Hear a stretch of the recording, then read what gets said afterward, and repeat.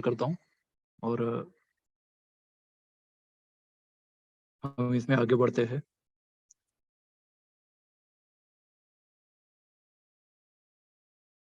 अब जो इम्पोर्टेंट प्रावधान है इंडियन एविडेंस एक्ट, जो कि ये सिविल और क्रिमिनल प्रक्रिया दोनों को रेगुलेट करता है, और जो भारतीय सुरक्षा अधिनियम, ये दोनों के कॉमन प्रावधान है।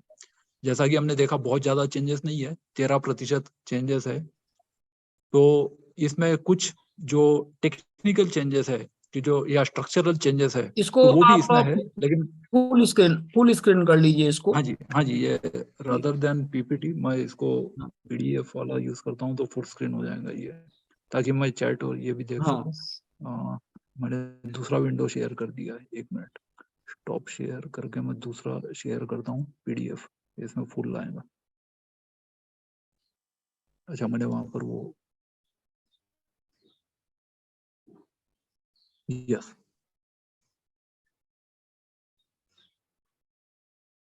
अब ठीक है। जी जी, अब काफी हाँ जी, हाँ, ये विस्तार से। पहले से काफी बड़े साइज में। ओके, तो इसमें जो मुख्य चेंजेस है ये हमने देखे पहले कि 5 प्रोविजन रिपील किए गए हैं, एक नया प्रोविजन ऐड किया गया है, और 23 सेक्शन है जो बदल दिए गए हैं। अब इसमें हम जो चेंजेस है या इसका जो स्ट्रक्चर है, क्योंकि ये भी एक बहुत डिफिकल्ट अधिनियम होता है और आरटीआई कार्यकर्ताओं को भी इसकी जानकारी होना बहुत जरूरी है।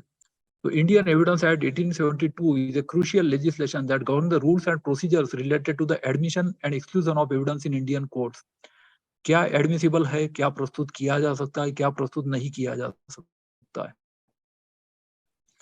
तो इसमें 2 शब्द बहुत इंपॉर्टेंट है, एक है रेलेवेंट क्या है और दूसरा एडेबल क्या है। अब इसमें फर्क है। जो रेलेवेंट है वो आप कोर्ट में प्रस्तुत कर सकते हैं, इररेलेवेंट तो बात आप कोर्ट में कर ही नहीं सकते। तो क्या रेलेवेंट है, क्या है, ये जज तय करता किया गया एविडेंस है या नहीं है। और फिर इसको सिविल और क्रिमिनल लॉ में इसके अलग अलग इम्प्लीकेशंस है। तो 2 शब्द वहां भी आते हैं कि एडमिशन और कन्फेशन। तो हम ये देखेंगे कि रेलेवेंस क्या है, एडमिशन क्या है, एडमिसिबिलिटी क्या है, और फिर एडमिशन क्या है और कन्फेशन क्या है। तो ये इंपॉर्टेंट प्रावधान इसमें आते हैं। सबसे पहले हम रिलेवेंसी ऑफ फैक्ट्स की बात करते हैं। पहले सेक्शन जो 5 से 55 था, अब इसको रीनंबर करके 3 से 50 में किया गया है। The act defines what facts are relevant. तो कोई भी जो फैक्ट्स इन इशू होता है, जज के सामने जब केस आता है, तो पहले वो देखता है कि दोनों की कहानी लगभग सेम होती है। तो वो ये तय करता है कि दोनों में डिफरेंस कहाँ कहाँ पे है, और अपने आप को ही क्वेश्चन पूछता है। That is called facts in issue, कि मुझे इस जजमेंट में करना क्या है, मुझे डील क्या करना है, प्रॉब्लम क्या है, दोनों पार्टीज के बीच में डिफरेंसेस क्या है। तो इसको बोलते हैं फैक्ट्स इन इशू। तो वो जज अपने आप को क्वेश्चन पूछता है और ये जजमेंट के शुरुआत में लिखता है, और फिर जजमेंट के आखिरी में खुद ही जज उसके जवाब भी देता है कि मैंने पॉइंट नंबर 1 में ये डिसाइड किया, पॉइंट नंबर 2 में ये डिसाइड किया, पॉइंट नंबर 3 में ये डिसाइड किया, वगैरह इस तरह से। तो वो हर फैक्ट को डिसाइड करता है। तो इसमें फैक्ट्स क्या है, वो फैक्ट्स इन इशू पहले तय किए जाते हैं। तो कौन से फैक्ट रेलेवेंट है पर्टिकुलर केस के लिए and can be considered as evidence in legal proceedings, ये इसमें आता है। साथ ही जो सेक्शन 3 और 6 बहुत इंपॉर्टेंट है, पुराने सेक्शन नंबर्स में बता रहा हूँ। अब वो सेक्शन 3 जो है डिस्प्रूव्ड एंड नॉट प्रूव्ड, ये फर्क समझना बहुत जरूरी है कि जो साबित कर दिया जाए वो प्रूव्ड है, जो गलत साबित कर दिया जाए वो डिसप्रूव्ड है, और जो सही साबित भी ना किया जाए और गलत भी साबित ना किया जाए तो वो नॉट प्रूव्ड है। तो डिसप्रूव्ड और नॉट प्रूव्ड में बहुत इंपॉर्टेंट फर्क है जो समझना बहुत जरूरी है। क्योंकि कई बार जब ये प्रोसीडिंग्स होती है लीगल, और जब कंक्लूजन हो जाता है, डिसीजन हो जाता है, उसके बाद फिर ये देखा जाता है कि न्यायिक प्रक्रिया का कहीं दुरुपयोग किया गया, या फिर जब डिफेमेशन के या मुआवजे के केसेस करते हैं, तो उसमें फिर ये डिस्प्रूव्ड और नॉट प्रूव्ड का जो कंफ्यूजन होता है, उसकी वजह से कई लोग इस चीजों को समझ नहीं पाते। तो इसलिए ये ध्यान में रखना जरूरी है कि जो गलत साबित कर दिया गया वो डिस्प्रूव्ड है, और जो सही भी साबित नहीं किया गया, जो गलत भी साबित नहीं किया गया, वो नॉट प्रूव्ड है। ये तो सेक्शन 2 की बात हुई। सेक्शन 6 सर्कमस्टेंशियल एविडेंस की जब हम बात करते हैं, तो एक चेन ऑफ इवेंट्स बनाना पड़ता है पूरा। जैसे कि फॉर एग्जांपल मर्डर केस है, तो किसने किया, क्यों किया, कैसे किया, प्रोवोकेशन था कि नहीं, पहले इवेंट के पहले क्या हुआ, इवेंट का वो किस तरह से किया, कौन से हथियार से किया, उसके बाद फिर उस लाश का क्या किया। तो एविडेंस जो भी चीजें है, पूरा एक चेन ऑफ इवेंट्स पूरा बनाया जाता है। पुराना डिस्प्यूट था या सिविल केस था या क्या क्या चीजें थी, तो जो चीजें रेलेवेंट है, ये पूरी एक चेन ऑफ इवेंट्स बनाया जाता है और इस सेक्शन 6 में ये कोर्ट के सामने प्रस्तुत किया जाता है कि इसमें कोई भी फ्लॉ नहीं होना चाहिए। यदि इसमें कोई फ्लॉ हो, then the benefit of doubt always goes to the accuse. तो ये चेन ऑफ इवेंट्स बनाना पड़ता है। ये अभी इसमें आ गया है, ये नए सेक्शंस में, BSM में 3 में। It also specifies when facts are considered relevant, irrelevant और एडमिसिबल। तो कौन सी चीजें रेलेवेंट है जो प्रस्तुत किए जा सकती है, कौन सी चीजें है जो इररिलेवेंट है जो कोर्ट में आप प्रस्तुत ही नहीं कर सकते, और प्रस्तुत करने के बाद भी कोर्ट उसको मानेगा या नहीं मानेगा, तो वो एडमिसिबल है या इनएडमिसिबल है, ये इसमें देखा जाता है। तो ये पूरे सेक्शंस है 5 से 55 तक के, या जो 3 से 50 में अब आ जाएंगे। इसके बाद फिर एडमिशन और कन्फेशन। जब फैक्ट्स इन इशू कोर्ट या जज तय करता है कि दोनों के बीच में क्या विवाद है, वो समझने की कोशिश करता है, तो उसमें बहुत सारी चीजें ऐसी होती है जो दूसरी पार्टी एडमिट कर देती है। एडमिशन जो है वो सिविल केसेस में होता है, कन्फेशन जो है ये क्रिमिनल केसेस में होता है। जैसे कि हम 164 के बयान वगैरह भी देखते हैं CRPC के, या गुनाह कोई कबूल कर लेता है तो ट्रायल की जरूरत नहीं होती और बिना ट्रायल के जज सजा सुना सकता है, तो वो कन्फेशन मानते हैं। तो एडमिशन और कन्फेशन का जो फर्क है, ये 17 से 31 में बताया गया है और इंडियन एविडेंस एक्ट में ये 15 से 27 में आ जाएगा। तो the act deals with admissions made by parties to a case. अब इसमें कुछ क्लेम्स होते हैं, काउंटर क्लेम्स होते हैं, सेट ऑफ होता है, ये सब CPC की टर्म्स है, सिविल प्रोसीजर कोड में।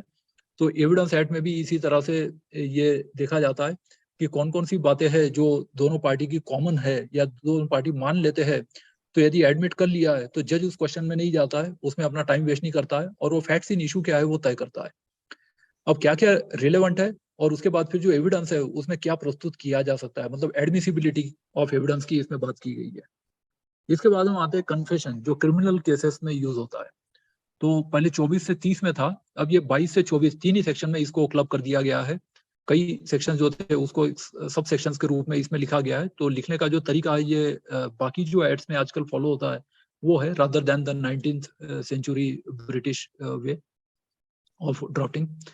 So provisions regarding confessions made to police officers and in custody are detailed in the act। पहले जो 25 से 27 था कि पुलिस कस्टडी में जो भी बयान दिया गया वो माना नहीं जाता, क्योंकि पुलिस कोएर्सिव तरीके अपना सकती है और इसलिए पुलिस कस्टडी में जो बयान होता है वो नहीं माना जाता।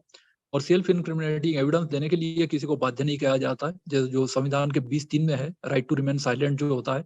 लेकिन जज को सवाल देने का जवाब देने से मना नहीं किया जा सकता। तो चूंकि जज के सामने जो होता है खुली अदालत में होता है, सबके सामने होता है, तो जज को फिर क्या क्या सवाल के जवाब देने पड़ते हैं वो फिर आगे एग्जामिनेशन वाले चैप्टर में हम देखेंगे। तो इसमें पुलिस ऑफिसर या कस्टडी में जो भी बयान दिया जाता है वो मान्य नहीं होता है, लेकिन police 3rd degree investigation 3rd degree भी यूज करती है। पहले डिग्री में वो शराफत से पूछताछ करती है, 2nd डिग्री में कॉन्फ्रंटेशन विद एविडेंस और confrontation with other witnesses and confrontation with victims आता है। 3rd डिग्री में फिर टॉर्चर वगैरह इलीगल चीजें आती है, शराब पिलाना, लालच देना, ये भी कई चीजें पुलिस इस्तेमाल करती है। और उसके बाद फिर उसके थ्रू जो एविडेंस हासिल किया गया वो एविडेंस तो मान्य होता है, तरीके चाहे उनके सही हो या गलत हो। इसी तरह से जो एविडेंस कोर्ट में लाया जाता है तो कोर्ट ये नहीं देखता कि एविडेंस कैसे लाया गया है, कोर्ट ये देखता है कि एविडेंस सही है या गलत है, इस पर पूरी चीजें फोकस होती है। तो ये कन्फेशन के मामले में दिया गया है। इसके बाद फिर एक्सपर्ट ओपिनियन, डाइंग डिक्लेरेशन वगैरह सेक्शन 32 में था, ये प्रावधान लगभग ऐसे ही है। इनको बोलते हैं persons which can not be produce before court, तो उसको एक अलग से स्पेशल मान्यता होती है। फिर हम 45 से 50 देखते हैं, जो जो एक्सपर्ट एविडेंस है, क्योंकि अब फॉरेंसिक एविडेंस के मामले में इनको माना गया है। और जो साइंटिस्ट है, इंजीनियर्स है, टेक्नोलॉजिस्ट है, या जो फॉरेंसिक साइंटिस्ट है, तो ये जो अपने फील्ड के एक्सपर्ट है, इंटरनेशनल लॉ के भी एक्सपर्ट हो सकते हैं, कोर्ट किसी को भी बुला सकता है, तो ये एक्सपर्ट ओपिनियन माना गया है इसको। So the act allows for the admission of expert opinions and the examination of expert witnesses in court. अब इसमें ऐसे प्रावधान कर दिए गए कि एक्सपर्ट एविडेंस प्रस्तुत किया जाएगा और एक्सपर्ट एविडेंस देने से मना नहीं कर सकते, और कोर्ट को भी पावर दिया गया है कि वो एक्सपर्ट को बुला सकते हैं, और they may dispense with the attendance if reports are there. जैसे पोस्टमार्टम रिपोर्ट है क्या रिपोर्ट सफिशिएंट है या डॉक्टर को भी बुलाना जरूरी है, क्या डॉक्टर का बयान ओरल एविडेंस में लिया जाएगा। तो ये सब ओरल और डॉक्यूमेंट्री एविडेंस के चैप्टर्स में हम देखेंगे। तो ये एक्सपर्ट ओपिनियन के बारे में है। इसके बाद फिर कैरेक्टर एविडेंस। कैरेक्टर एविडेंस जो है ये इसमें कि इम्पीचिंग से क्रेडिबिलिटी ऑफ विटनेस, कि अमुक व्यक्ति है उसका एविडेंस को माना जाए या ना माना जाए। तो इसमें जो अटैक्स और काउंटर अटैक्स होते हैं एक दूसरे पार्टी के जो विटनेसेस पर, तो इसमें कैरेक्टर एविडेंस बहुत महत्वपूर्ण है। एग्जामिनेशन में भी ये इंपॉर्टेंट होता है।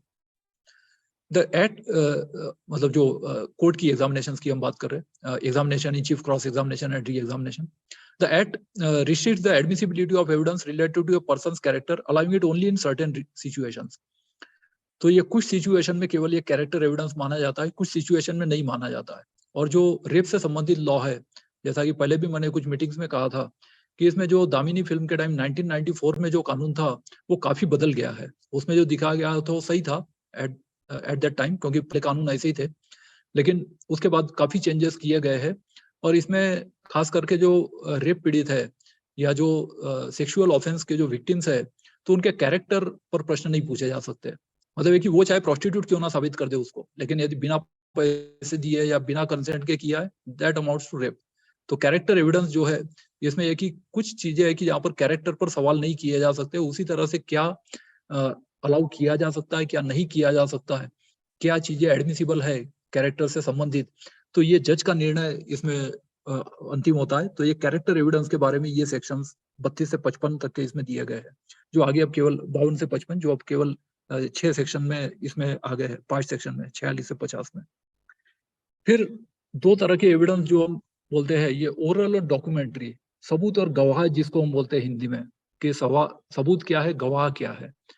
तो जो गवाह है वो ओरल एविडेंस है, गवाही, और that is also reduce in writing. तो वो मैजिस्ट्रेट खुद लिखता है या उसकी उपस्थिति में या उसका पेशीकार लिखता है, और उसके बाद फिर साइन भी करने पड़ते हैं। पुलिस जब 160 161 में बयान लेती है तो वो साइन करना किसी की आवश्यकता नहीं है, लेकिन जज के सामने जो होता है वो या तो तुरंत साइन करे और या तो उसमें ये ऑब्जेक्शन ले। उसी तरह से जो एग्जामिनेशन होती है, तो एग्जामिनेशन में अपोजिट पार्टी के वकील को पूछने का अधिकार होता है जब क्रॉस एग्जामिनेशन होती है।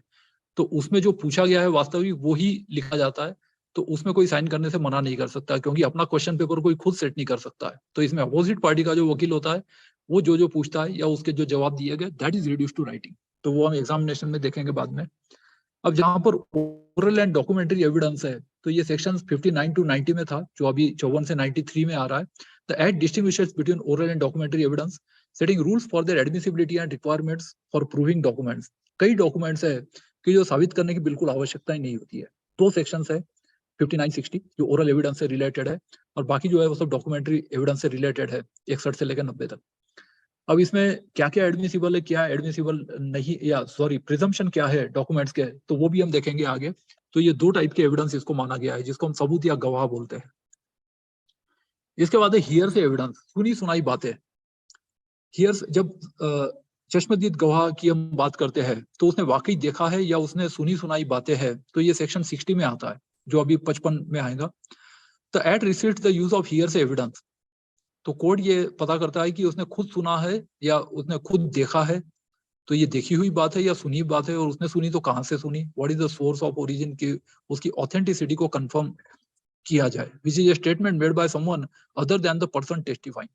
तो वो जो डिपोनेंट है, जो शपथ पे एविडेंस दे रहा है या जो ओथ पे एविडेंस दे रहा है, या दूसरा जो है किसी से उसने बात सुनी है, तो हियर से एविडेंस जो है इसको साक्ष्य के तौर पर नहीं माना जा सकता है, कोर्ट इसको रिजेक्ट कर देता है। तो कोर्ट ये हियर से एविडेंस जो है ये है या नहीं है, ये ओरल एविडेंस में पता लगाया जाता है। तो ये ओरल एविडेंस के दो सेक्शंस है, 59 और 60। इसके बाद फिर एक बर्डन ऑफ प्रूफ की कंसेप्ट है।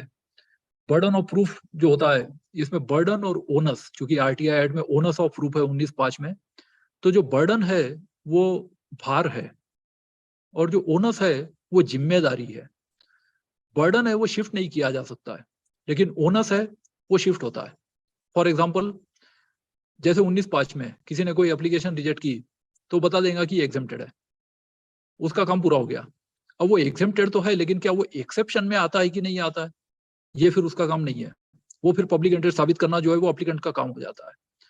तो onus of proof can be shifted, और बारी बारी से वो शिफ्ट होते रहता है, लेकिन बर्डन जो है वो शिफ्ट नहीं होता है। तो बर्डन और ओनस, जिम्मेदारी और भार और जिम्मेदारी, ये दोनों का फर्क समझना जरूरी है। तो ये 101 से 114 ए में था, जो अभी 104 से 120 में आ जाएगा। So the act defines the burden of proof and the shifting of the burden during a trial, कि कब प्रूफ होता है, कब शिफ्ट होता है, कब शिफ्ट नहीं होता है। तो जब शिफ्ट होता है तो फिर वो ओनस कहलाता है। तो ये साबित किसको करना है, क्योंकि कानून के कुछ प्रिजम्पशंस भी होते हैं, जैसे everyone is presume to be innocent until proved guilty, लेकिन कुछ मामलों में लागू नहीं होता है। जैसे जो क्रिमिनल मिसकंडक्ट है, प्रिवेंशन ऑफ करप्शन एक्ट में है 1988, उसमें नहीं होता है। आय से ज्यादा संपत्ति, उसमें लागू नहीं होता है। उसमें है कि संपत्ति अधिक है, इसका मतलब भ्रष्ट है, साबित वो करेगी उसने कहां से संपत्ति लाया। या फिर कई इस तरह के है कि जैसे रेप के मामले में प्रिजम्पशन के आरोप लगा दिया तो प्रिजम्पशन है, presumption is in favour of the victim और द वुमन। बाद में फिर दूसरा साबित करेगी उसने अपराध नहीं किया है। तो ये किसको साबित करना है, किसको साबित नहीं करना है, तो ऐसे प्रिजम्पशंस है। And presumptions which are rebuttable, that is जहां पर इफ एंड बट किया जा सकता है, बट पर से रेब्यूटेबल बना है, और इफ एंड बट करके जो उसमें किंतु परंतु करके हम एविडेंस लाके उसको गलत साबित कर सकते हैं। पीएमएलए है, प्रिवेंशन ऑफ मनी लॉन्ड्रिंग है, तो इसमें भी कुछ प्रिजम्पशन है। तो इस तरह के बहुत सारे प्रिजम्पशन होते हैं। इसके अलावा कई चीजें हैं कि जहाँ पर मोरल टर्पिट्यूड साबित करना जरूरी नहीं होता है, कि जहाँ पर पेनल्टी होती है तो बस act serious itself is punishable, criminal intention साबित करना आवश्यक नहीं होता है। तो ऐसी बहुत सारी चीजें हैं। तो इसलिए ये प्रिजम्पशन जो है, ये कानून के किसके फेवर में है, किसके अगेंस्ट में है, किसको क्या साबित करना है, किसको क्या साबित नहीं करना है, ये सब चीजें इसमें इस चैप्टर में आती है, या सब चैप्टर में आती है। ये 112 से 114 में है।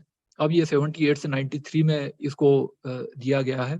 So act provides for certain presumptions regarding matters like legitimacy. अब लेजिटिमेसी, बच्चा जायज है नाजायज है, विवाह जायज है नाजायज है, विद इन वेडलॉक है, आउट ऑफ वेडलॉक है, मैरिज है कि लिव इन रिलेशनशिप है, कई टाइप के प्रॉब्लम्स है। तो ये सब लेजिटिमेसी जो है ये देखा जाता है। लेजिटिमेट क्या है, इललेजिटिमेट क्या है, डॉक्यूमेंट्स में भी इस तरह से कि उसको मानने ये माना जाए ना माना जाए। एविडेंस ऑफ सर्टेन फैक्ट्स, कई फैक्ट्स है कि जिसका एविडेंस साबित करना जरूरी नहीं है, और कई चीजें कोर्ट बिना साबित किए मान लेता है। जैसे कि आरटीआई में कई बार लोग मांगते हैं विज्ञापन की कॉपी, अननेसेसरी रिक्वेस्ट होती है, क्योंकि विज्ञापन की कॉपी है तो डिस्प्यूट ये नहीं हो रहा है कि हमने विज्ञापन नहीं छापा है। तो उसमें ये सब चीजें आरटीआई में मांगने का कोई मतलब नहीं होता, और कोई मना भी नहीं करता, दे भी देते हैं, but that is totally unnecessary procedure. तो बहुत सारी चीजें, पूरा एक बड़ा सब चैप्टर है कि क्या क्या चीजें साबित करने की आवश्यकता ही नहीं है।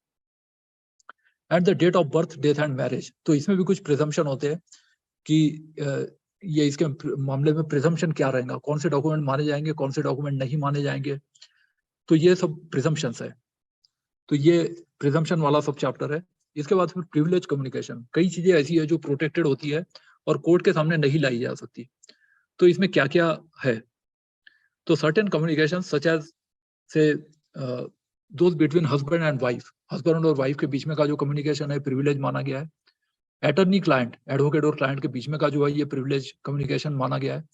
कम्युनिकेशन विद डॉक्टर्स, तो ये भी एक फिड्यूशियरी रिलेशनशिप या वैश्वासिक नातेदारी में माना जाता है। तो these are protected and cannot be used as evidence, और ऐसे कम्युनिकेशन को एविडेंस के रूप में इस्तेमाल नहीं किया जा सकता, या कोर्ट इसको मान्यता नहीं देता है। तो ये प्रिविलेज कम्युनिकेशन है। इसके बाद फिर 3 तरह की एग्जामिनेशन की बारी आती है, जो 137 से 146 है। तो 137 में तो खैर डेफिनेशन दी गई है 3 तरह की एग्जामिनेशन। इसमें एग्जामिनेशन इन चीफ है जो अपनी पार्टी का लेता है, और 100 क्रॉस एग्जामिनेशन है जो दूसरे विपक्ष का लेता है। जैसे प्रोसिक्यूशन विटनेस है तो पीडब्ल्यू है, तो उसका क्रॉस एग्जामिनेशन डीडब्ल्यू डिफेंस का वकील लेगा, और यदि डिफेंस विटनेस है तो उसका क्रॉस एग्जामिनेशन प्रोसिक्यूशन मतलब पुलिस का वकील लेगा। तो इस तरह से बारी बारी से एग्जामिनेशन होती है। तो ये 138 146 में ये प्रावधान दिए गए हैं। अब ये 143 टू 149 में आ जाएंगे। So act outlines the process of cross examining witness and the limited scope of re examination. Re examination हमेशा नहीं लिया जाता है, लेकिन यदि ऐसा लगा है कि कोई गवाह मुकर गया, या वो अपनी पार्टी के बदले दूसरे पक्ष को फेवर कर रहा है, या वो सही गवाही नहीं दे रहा है, तो अपने ही पार्टी के विटनेस की फिर री एग्जामिनेशन ली जाती है। मतलब प्रोसिक्यूशन का विटनेस है तो उसका प्रोसिक्यूशन लॉयर लेगा, और यदि डिफेंस विटनेस है तो डिफेंस विटनेस लेगा। सिविल केस में भी ऐसा ही है कि वहां पर प्रोसिक्यूशन और डिफेंड ये तो नहीं होते डिफेंस, लेकिन वहां पर जो है प्लेंटिफ और डिफेंडेंट वर्ड यूज होता है। तो प्लेंटिफ का विटनेस लेगा या डिफेंडेंट का विटनेस लेगा। तो सिविल केसेस में भी इसी तरह से 3 तरह की एग्जामिनेशन कोर्ट में होती है। इसके बाद फिर होस्टाइल विटनेसेस, कि जो अपने ही पक्ष के खिलाफ, जो पक्षद्रोही जिसको कहा गया है हिंदी में, तो पक्षद्रोही विटनेस जो है कि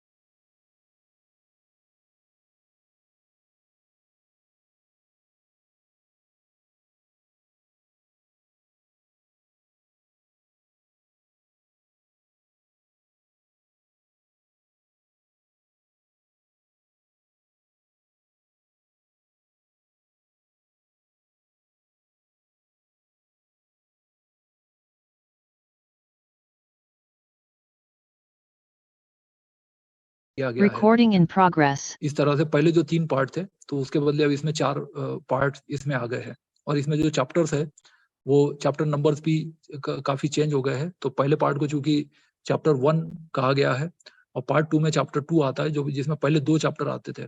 तो पार्ट 1 में हम देखेंगे कि काफी रिस्ट्रक्चरिंग किया गया है, और पहले 3 चैप्टर थे, 3 पार्ट थे, उसके बदले अब 4 पार्ट कर दिए गए हैं। तो ये एक सिंप्लीफिकेशन किया गया, क्योंकि पार्ट 1 जो है ये सेपरेट है। इसके बाद फिर जो रीनंबरिंग किया गया है, तो इसमें रिलेवेंसी ऑफ फैक्ट्स जो है, इसका नाम इस पार्ट का हटा दिया गया है, और पार्ट 2 को रिलेवेंसी ऑफ फैक्ट्स नाम कर दिया गया है, क्योंकि ये रिस्ट्रक्चरिंग पहले दूसरे पार्ट में किया गया है, तो इसे इस तरह का रिस्ट्रक्चरिंग है इसमें। फिर जो सेक्शन 1 से 4 से, इसको 4 सेक्शन को 2 में ही कर दिया गया। सेक्शन 2 वैसे भी पहले से ही नहीं था, तो ये 3 सेक्शन को 2 में डाल दिया गया है डेफिनेशन से, जिसमें सेक्शन 2 में। और बाकी जो पार्ट है इसमें भी सब चैप्टर्स है, तो ये पार्ट 2 और उसके सब चैप्टर्स का जो सेक्शन नंबरिंग है वो इसमें दिया गया है। ये मैं वैसे ग्रुप में पोस्ट कर दूंगा, ताकि जिनको डिटेल में अध्ययन करना है वो इसको देख सके।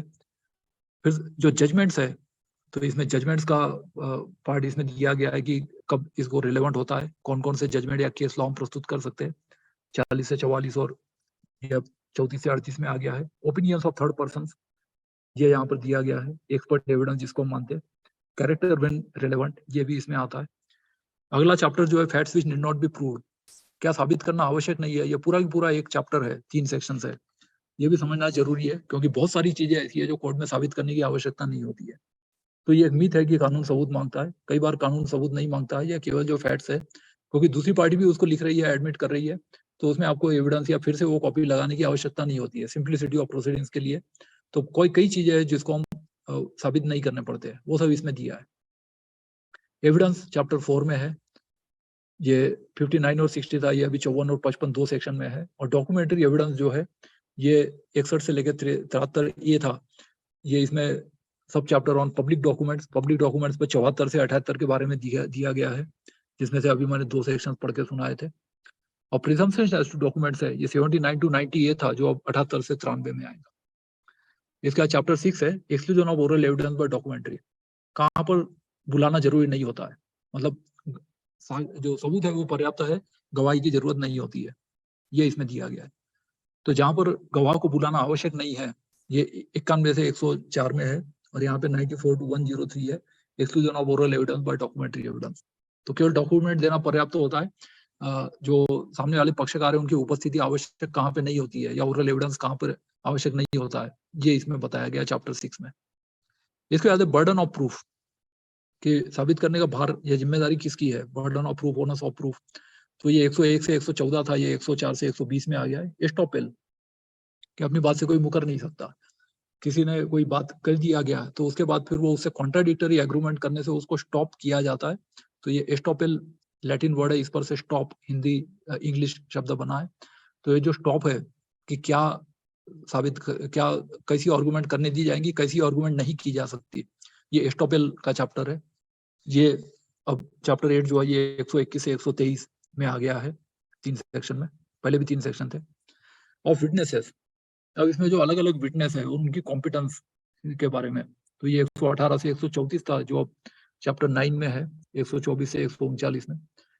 फिर जो एग्जामिनेशन है इसमें तरह तरह की एग्जामिनेशन के बारे में बताया गया है, 135 से 166। तो ये examination in chief, cross examination, re examination इसमें दिया गया है। और फिर improper admission and rejection of evidence, ये आखिरी सेक्शन है इंडियन एविडेंस एक्ट का। अब इसके बदले ये केवल सेक्शन 169 और मतलब 167 था 169 हो गया, 170 तो नया सेक्शन है जो ऐड किया गया है। पहले जो शेड्यूल था वो 1938 में हटा दिया गया था। अब एक नया शेड्यूल है जो एक्सपर्ट एविडेंस के सर्टिफिकेट्स या के बारे में प्रस्तुत किया गया है और प्रपोज किया गया है, तो ये इसमें है। और बाकी फिर अरेंजमेंट ऑफ सेक्शंस है। तो यहाँ पर हम स्टॉप करते हैं। ये इसको मैं ग्रुप में पोस्ट कर दूंगा प्रेजेंटेशन को भी, प्लस जो सेक्शन नंबर्स है, तो सेक्शन नंबर्स के बारे में मैंने एक फाइल बनाई है, मैं यहाँ पे केवल दिखा देता हूँ उसको, ये मैं बाद में पोस्ट कर दूंगा। तो इसमें जो फाइल है, जस्ट ए मिनट, ये तो पीपीटी में बंद ही कर देता हूँ ताकि कंफ्यूजन ना हो। और जो दूसरी फाइल में शेयर कर रहा हूँ,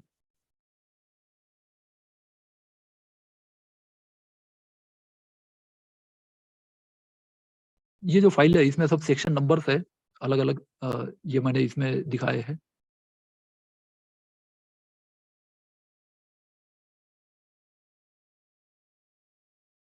ये तो एविडेंस एट BSA है। टॉप शेयर हुआ नहीं क्या अभी? यस, हाँ अब आ जाएगा। अब इसमें जो कंपैरिजन के लिए एक मैंने टेबल बनाया हुआ है वो मैं शेयर कर देता हूँ, इसको बाद में मैं ग्रुप में पोस्ट कर दूंगा।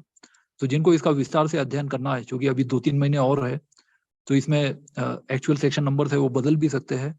लेकिन अभी मेरी समझ के अनुसार जो मैंने, क्योंकि पूरे जो चेंजेस है मैंने भी अभी पढ़े नहीं है फिलहाल, लेकिन जो सेक्शन के टाइटल्स है वो पढ़कर मैंने एक डॉक्यूमेंट बनाया है कि जिसमें पहले ये चेंजेस समराइज किए गए हैं, उसके बाद स्ट्रक्चरल चेंजेस मैंने बताए हैं, उसके बाद जो ग्रीन इंक में है जो आगे आएगा कि ये नए सेक्शंस कौन कौन से ऐड किए गए, उसके बाद रेड इंक में जो कौन कौन से सेक्शंस है जो हटाए गए हैं इंडियन एविडेंस एक्ट से, ये इसमें दिए गए हैं। तो ये सेक्शंस है जो हटा दिए गए हैं, इसके बारे में यहाँ पे बताया है। दूसरा, फिर मैंने 2 कॉलम का एक टेबल बनाया हुआ है कि जिसमें पहले क्या क्या चेंजेस थे और अभी क्या क्या चेंजेस है। ब्लू और ब्लैक में मैंने बहुत मतलब पूरे सेक्शंस अभी पढ़े नहीं है, तो इसलिए कई चेंजेस ऐसे हैं जो ब्लू है लेकिन सेक्शन पढ़ने का जहाँ पर चेंजेस किए गए हैं तो मैं आइडेंटिफाई कर दूंगा। तो इसमें पहले क्या सेक्शन नंबर थे और अभी क्या सेक्शन नंबर है, इसका मैंने section wise, sub section wise और चैप्टर वाइज, सब चैप्टर वाइज पूरा सभी सेक्शंस का, पुराने और नए एक्ट के, इसका मैंने एक कंपैरेटिव टेबल यहाँ पे बनाया है। तो मुझे लगता है ये सभी को यूजफुल रहेगा और ये मैं ग्रुप में पोस्ट कर दूंगा। जो चैप्टर नंबर से सब चैप्टर नेम, चैप्टर नेम से सब चैप्टर नेम्स है वो मैंने बोल्ड में लिखे हैं और बाकी जो नंबर्स है वो मैंने रेगुलर फॉन्ट में लिखे हैं ताकि उसे ये डिस्टिंक्शन में आसानी हो, समझने में आसानी हो। तो यहाँ पर मैं स्टॉप कर देता हूँ